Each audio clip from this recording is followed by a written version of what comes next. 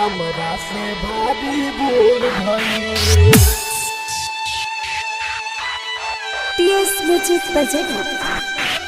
दिल लगावल दुनिया में हमरा से भारी भूल भइल। Music by DJ Vikas Bettiah. दिल लगावल दुनिया में हमरा से भारी भूल भइल। जान ले जाई तन्हाई केकरा से जाके बताई। जान ले जाई तन्हाई केकरा से जाके बताई।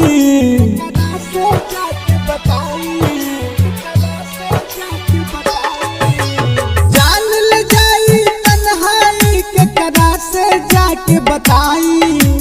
दर्द सहे के जिंदगी भर हमारा कबूल हो गई।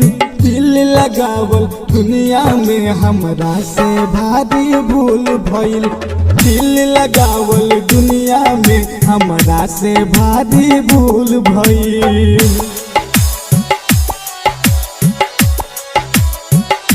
दिल लगावल दुनिया में हमरा से भारी भूल भइल।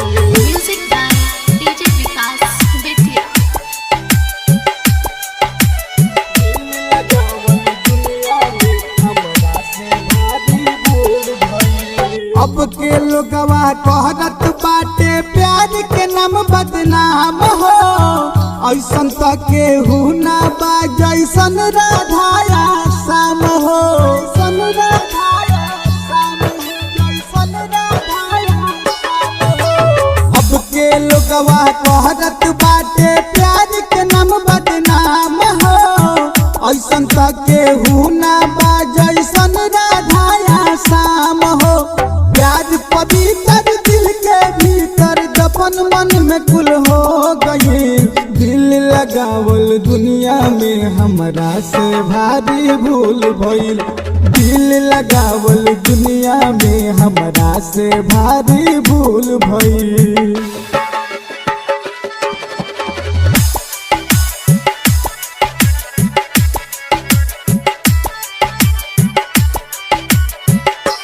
Music by DJ Vikas Bettiah.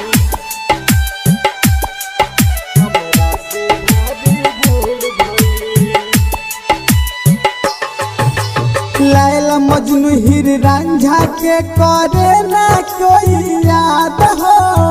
उनका जैसन केहू न भइल मर गइलो के बाद हो।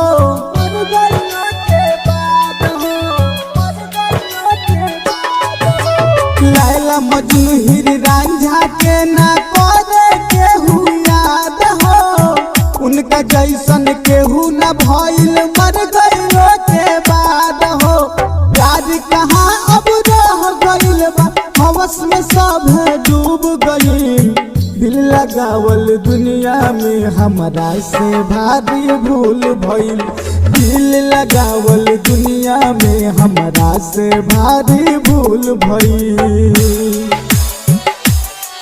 हमरा से भारी भूल भइल।